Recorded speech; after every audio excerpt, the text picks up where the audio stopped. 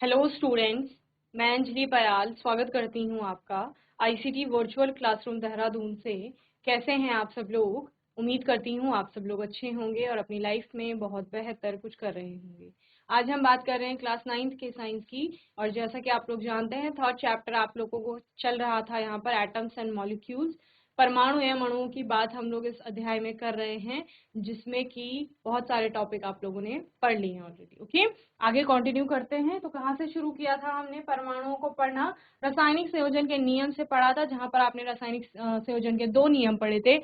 एक द्रव्यमान संरक्षण का नियम, दूसरा आपका स्थिर अनुपात का नियम था। द्रव्यमान संरक्षण का नियम कहता है कि किसी भी अभिक्रिया में अभिकारकों का जो कुल द्रव्यमान है वो उत्पादों के कुल द्रव्यमान के बराबर होता है, अर्थात द्रव्यमान में ना तो किसी प्रकार की वृद्धि होती है और ना ही किसी प्रकार की कमी आती है। ओके, तो ये द्रव्यमान संरक्षण का नियम था लेवोशियर द्वारा जो दिया गया था।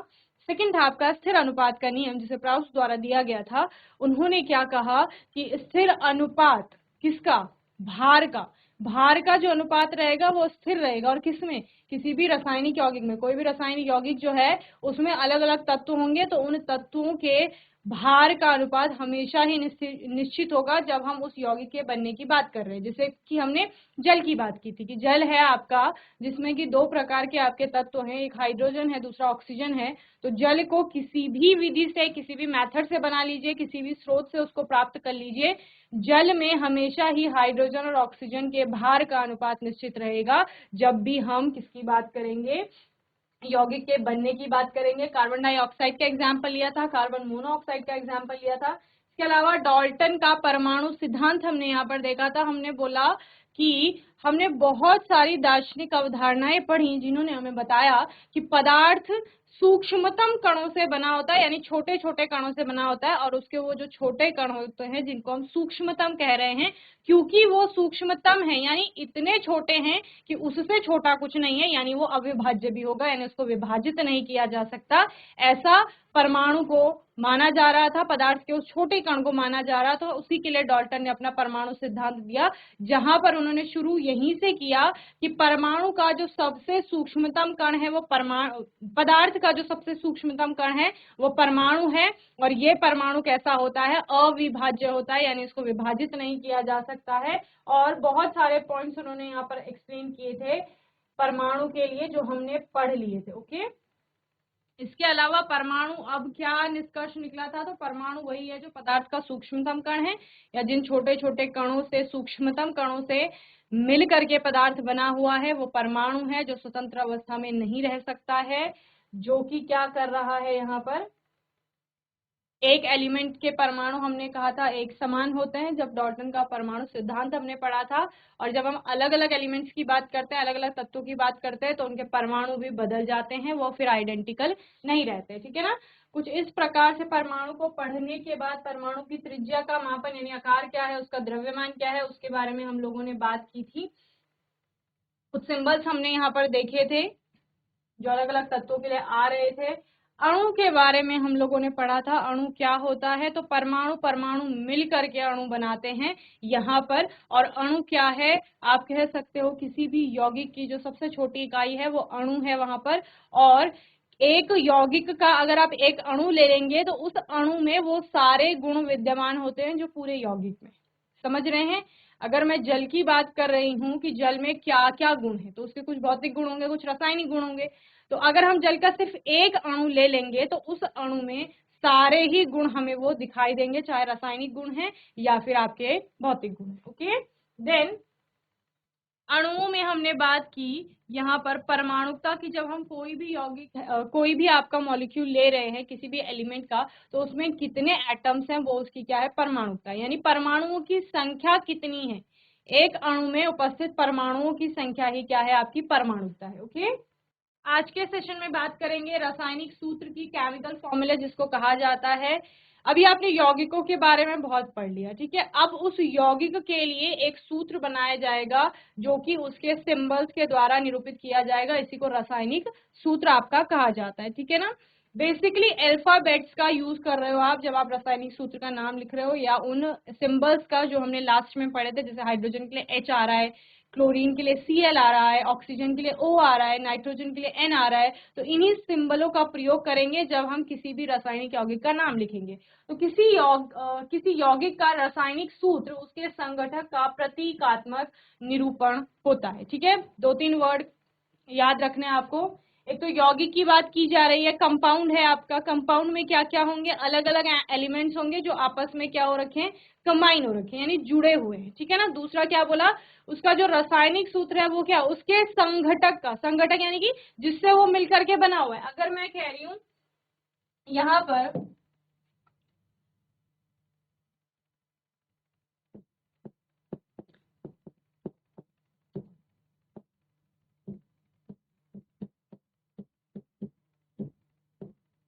सोडियम क्लोराइड आपका एक क्या है, यौगिक है। क्या है, ये एक यौगिक है जिसमें क्या है, सोडियम भी है और क्लोराइड मतलब क्लोरीन भी है, क्लोरीन का आयन भी है यहाँ पर। ओके, तो यहाँ पर हो क्या रहा है बच्चे, यहाँ पर हमने इसका जब रासायनिक सूत्र लिखना है तो रासायनिक सूत्र लिखने के लिए, किसी भी कंपाउंड का रासायनिक सूत्र जब हम लिखते हैं उसको लिखने के लिए हमें कुछ कुछ चीजों का ध्यान रखना होता है। ठीक है, सबसे पहले बात की जा रही है प्रतीकात्मक निरूपण की। प्रतीकात्मक निरूपण यानी जो हमने उसके लिए सिंबल्स पढ़े हैं कि सोडियम का सिंबल Na है, तो वो प्रतीकात्मक निरूपण यानी इसको हम और शॉर्ट फॉर्म में लिख रहे हैं सिंबल्स का प्रयोग करके। आपने बोला मैम सोडियम के लिए हम Na लिख रहे हैं और क्लोरीन के लिए हम Cl लिखते हैं, तो क्लोराइड यही हो जाएगा, तो NaCl। ये क्या हो गया, प्रतीकात्मक निरूपण हो गया सोडियम क्लोराइड का। अब आप बोलोगे कि मैम कहीं कहीं पे हमें एटम्स, नंबर ऑफ एटम्स भी दिखाई देते हैं, जैसे जैसे हम वाटर की बात करते हैं, जल, तो जल में आता है H2O, तो हमने सिर्फ HO क्यों नहीं लिखा, हम HO भी लिख सकते हैं, H2O क्यों नहीं लिखा, H2O क्यों लिखा, या HO2 क्यों नहीं लिखा। तो इस प्रकार से उसको समझने के लिए, उसके लिए आपको नियम पढ़ने होंगे। जब वो नियमों को हम पढ़ेंगे तो हम रासायनिक सूत्र बनाना सीख जाएंगे। तो इस प्रकार से पहले समझ लीजिए रासायनिक सूत्र होता क्या है। तो कुछ नहीं होता है, कोई भी जो यौगिक है, ये आपका यौगिक है सोडियम क्लोराइड, इसका प्रतीकात्मक निरूपण जो किया जा रहा है, सिंबॉलिक रिप्रेजेंटेशन, तो उसी को आपका क्या कहा जाता है, रासायनिक सूत्र कहा जाता है। ओके, चलिए रासायनिक सूत्र की विशेषताएं, विशेषताएं क्या है इसमें, रासायनिक सूत्र के संघटकों की संयोजकताएं या आवेश बराबर होने चाहिए। ठीक है ना, जब आप संघटकों की बात कर रहे हैं तो उसमें कितने नंबर ऑफ एटम्स आपके प्रेजेंट हैं, तो उन सभी में चार्जेस या तो सेम होने चाहिए, या फिर किसकी बात की जा रही है, वैलेंसी की बात की जा रही है, संयोजकता वो समान होनी चाहिए। अगर समान संयोजकता प्रदर्शित कर रहे हैं तो वो आपस में जुड़ेंगे। अगर दो एटम की समान संयोजकता नहीं है, फिर हम नंबर ऑफ एटम को इंक्रीज कर देते हैं। किस केस में, जैसे हमने जल के केस में बोला, जल के केस में आपने क्या बोला मैम, हाइड्रोजन और ऑक्सीजन कंबाइन हो रहे हैं, लेकिन हाइड्रोजन की संख्या ज्यादा है। हाइड्रोजन की संख्या ज्यादा क्यों हुई, क्योंकि वहां पर हाइड्रोजन की वैलेंसी कम थी। ऑक्सीजन की वैलेंसी जहां पर आपकी 2 थी, ऑक्सीजन की वैलेंसी 2 थी और हाइड्रोजन की वैलेंसी 1 थी, तो इसको 2 करने के लिए हमने एक और हाइड्रोजन ले लिया ताकि इसकी भी एक वैलेंसी हो जाए। तो एक और एक 2 और इसकी भी 2। ठीक है, तो इस तरह से इन्होंने क्या किया, आपस में वैलेंसी को इक्वल किया, यानी कि बराबर किया, जिससे कि क्या हो गया, हमें रासायनिक सूत्र हमने क्या बनाया, H2O, यानी 2 हाइड्रोजन और 1 ऑक्सीजन। तो क्या बोला, पहली विशेषता है कि रासायनिक सूत्र की संघटकों की संयोजकता या आवेश बराबर होने चाहिए। आवेश किस केस में, जब हम आयनिक कंपाउंड्स का केस लेते हैं। ठीक है, आयनिक आपके यौगिकों का केस जब लेते हैं तो उसमें हम आवेश की बात करते हैं, क्योंकि वो आयंस में कन्वर्ट हो जाते हैं। ठीक है ना, या धातु एवं अधातु के यौगिक की रासायनिक सूत्र की संरचना में धातु को पहले लिखा जाता है तथा अधातु को उसके बाद लिखा जाता है। जैसे हमने अभी सोडियम क्लोराइड की बात की, तो सोडियम क्लोराइड में सोडियम आपकी क्या है, धातु है, मेटल है, और क्लोरीन आपकी क्या है, अधातु है। तो यही बोल रहे हैं कि जब कोई यौगिक है उसमें धातु और अधातु है, तो धातु को पहले लिखा जाएगा, धातु को बाद में लिखा जाएगा, ये रासायनिक सूत्र की विशेषता होगी। इसके अलावा बहुपरमाणुक आयन के रासायनिक सूत्र में आने की स्थिति में इस आयन को ब्रैकेट में रखा जाता है। फिर संयोजकता अथवा आवेश को ब्रैकेट के नीचे लिखा जाता है। ठीक है, तो बहुत सारे कंपाउंड्स ऐसे होते हैं जहां पर क्या किया जाता है, जब आवेश को आप लोग बता रहे हैं तो ऐसे ब्रैकेट करके फिर यहाँ पर आवेश आपका दिखा देंगे। ठीक है ना, या इस प्रकार से दिखा देंगे। तो ये आपके रासायनिक सूत्रों को लिखने की, जब हम लिख रहे हैं या उनको पढ़ रहे हैं तो कुछ उनकी विशेषताएं हैं। ओके, इसको जल्दी से नोट करेंगे फिर हम लोग आगे चलेंगे। बराबर के साथ साथ आप ऐसे लिख सकते हैं कि संतुलित, संतुलन में होने चाहिए। ठीक है ना, सेकेंड वाले में आपके एग्जाम्पल आ जाएंगे NaCl,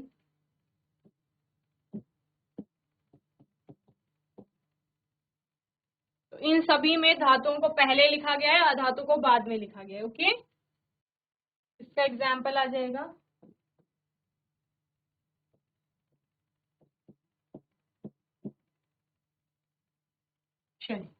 चलिए अब बात करते हैं रासायनिक सूत्र लिखने के नियमों की। सबसे पहले आप लोग क्या करेंगे, ठीक है ना, तो सबसे पहले तो आपको क्या करना है, सबसे पहले तत्वों के परमाणुओं के चिन्हों को लिखा जाता है, यानी चिन्ह यानी कि प्रतीक जिन्हें कहा जा रहा है। ठीक है ना, जैसे एग्जाम्पल दिया था मैंने आपको,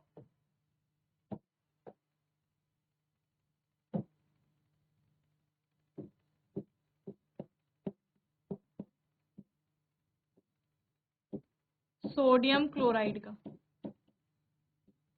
ठीक है, तो सबसे पहले तत्व का जो प्रतीक होगा वो लिखेंगे। तो सोडियम के लिए Na, क्लोरीन के लिए Cl आएगा। ओके, इसके बाद क्या करोगे, इसके बाद आप इनकी वैलेंसी बताएंगे। अब इन चिन्हों के नीचे इनकी संयोजकताओं को लिखा जाता है। चिन्ह यानी कि प्रतीक जिन्हें हम कह रहे हैं, सिंबल्स जिन्हें आप कह रहे हो, उनके नीचे उनकी संयोजकता को लिखा जाता है। तो सोडियम की संयोजकता कितनी है, एक, बाह्यतम कोश में एक इलेक्ट्रॉन है, उसका दान कर देगा तो अष्टक प्राप्त हो जाएगा, एक इलेक्ट्रॉन है।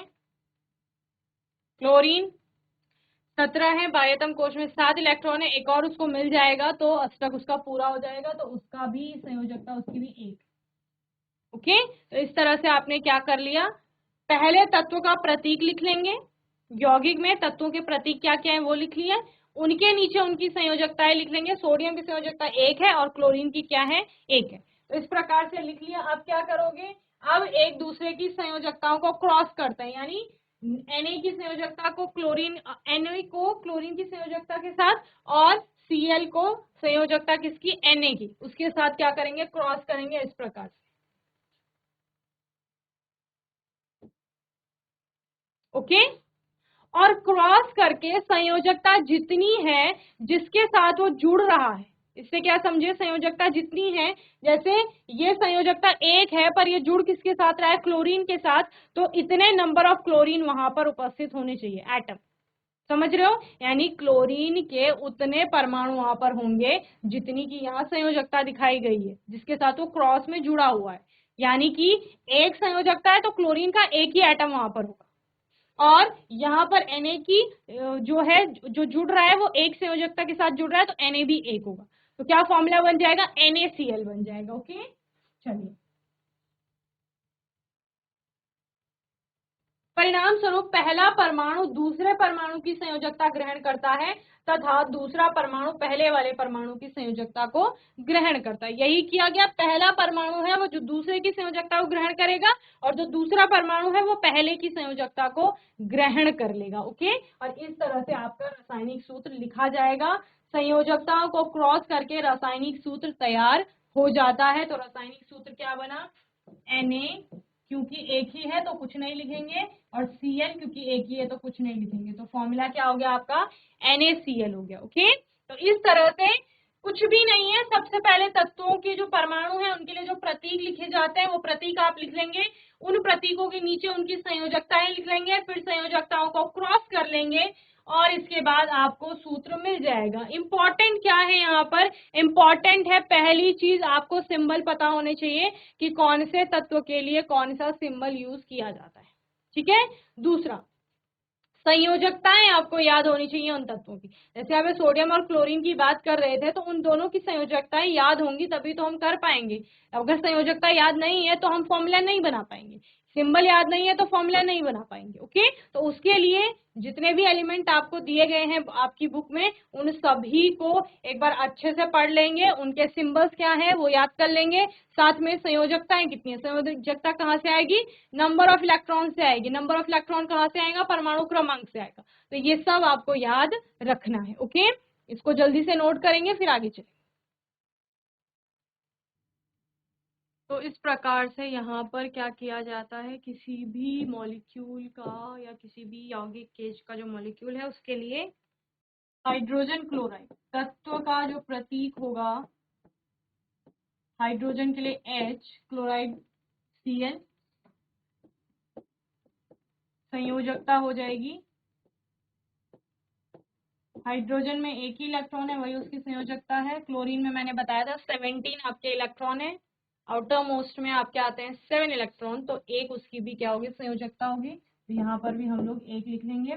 इस प्रकार से क्या करेंगे, क्रॉस कर लेंगे। अब देखिए क्रॉस किया तो एक दूसरे की संयोजकता को अडेप्ट कर लेंगे, देन HCl, तो वो उनके नंबर ऑफ एटम्स बन जाते हैं बेसिकली, क्योंकि आपको संयोजकता को क्या करना होता है, संतुलित करना होता है। यहाँ पर तो अभी तक आपने एक एक संयोजकता वाले एग्जाम्पल देखे ना, आगे आप भिन्न भिन्न प्रकार की अलग अलग संयोजकता जिनकी होगी वहां पर फिर आप क्या करेंगे वो सीखेंगे। ओके,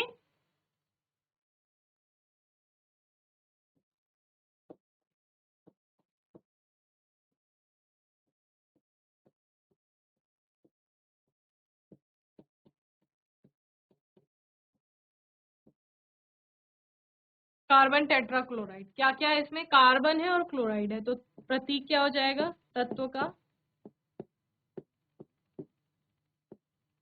कार्बन C और क्लोराइड के लिए Cl। ठीक है, कार्बन की संयोजकता लिखेंगे और उधर Cl की, कार्बन की होती है 4, Cl की कितनी होती है 1, है ना। तो अब क्या हो गया, कार्बन जुड़ा है एक से तो कार्बन तो C आएगा, और क्लोरीन क्या आएगा 4, CCl4। ओके,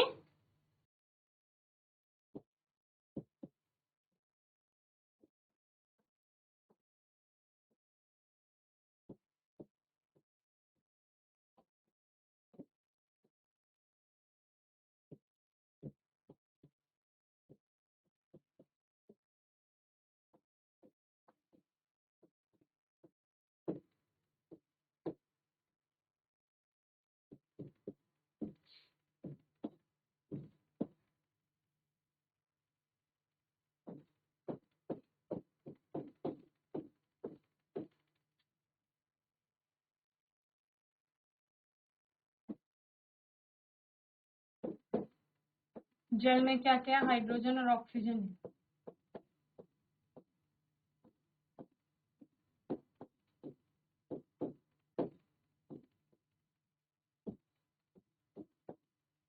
प्रतीक आएगा H और O। ठीक है, और संयोजकता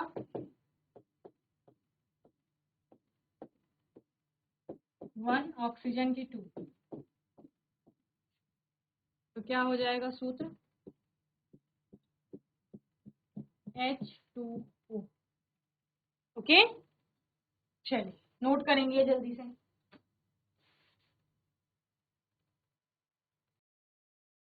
चलिए ये तो संयोजकता वाले हो गए, आवेश वालों की बात करते हैं। जैसे मैग्नीशियम क्लोराइड है आपका,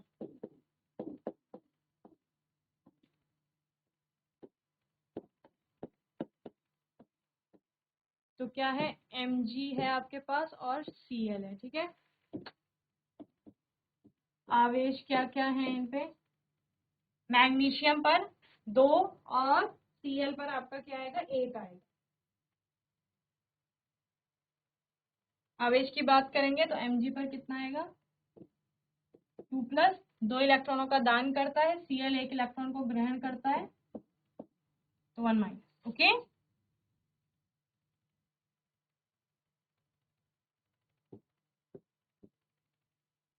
इस प्रकार से जुड़ेंगे। MgCl2 बनाएंगे। ओके, चलिए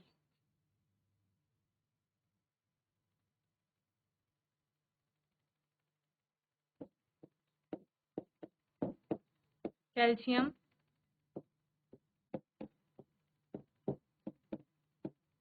ऑक्साइड, प्रतीक क्या है कैल्शियम के लिए C और ऑक्साइड के लिए O, ठीक है, 2+ और 2-।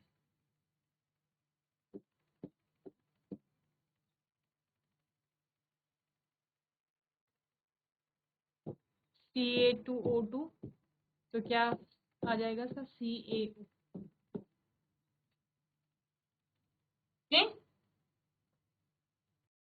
बहुपरमाणुक आयन वाले सोडियम कार्बोनेट है।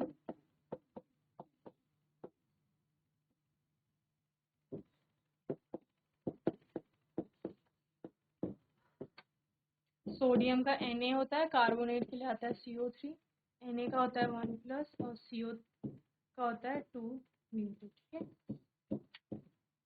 तो Na2CO3। चलिए, तो ये इस रासायनिक सूत्र लिखना हमने यहाँ पर सीखा। इसके अलावा आने वाले सेशन में हम आणविक द्रव्यमान की गणना करेंगे। आणविक द्रव्यमान आपका क्या होता है, ओके।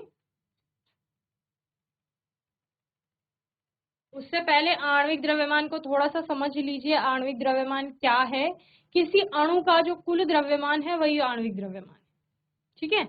अणु का द्रव्यमान यानी आणविक द्रव्यमान। अब अणु में है क्या क्या? अणु में परमाणु है, बहुत सारे परमाणु हो सकते हैं, तो उन परमाणुओं के द्रव्यमानों का जो योग होगा वही आपका आणविक द्रव्यमान है। समझ रहे हैं? जैसे मैं बात कर रही हूँ H2O वाटर है आपका, तो ये क्या है? ये एक अणु है। इस अणु का द्रव्यमान क्या होगा? जितने इसमें परमाणु हैं उन सभी के द्रव्यमानों का योग। जैसे H का परमाणु द्रव्यमान प्लस दूसरा भी H है, H का के परमाणु द्रव्यमान प्लस ऑक्सीजन का परमाणु द्रव्यमान, तो यही क्या है? यही H2O का आणविक द्रव्यमान है। यानी सभी परमाणुओं के द्रव्यमानों का जो योग होगा वही उस अणु का द्रव्यमान होगा, जिसे आणविक द्रव्यमान कहा जाए। ओके, तो आने वाले सेशन में हम इसी की गणना करेंगे और सीखेंगे किस प्रकार से अलग अलग अणुओं का आणविक द्रव्यमान निकाला जाता है। यहाँ तक चैप्टर को अच्छे से पढ़ लेंगे।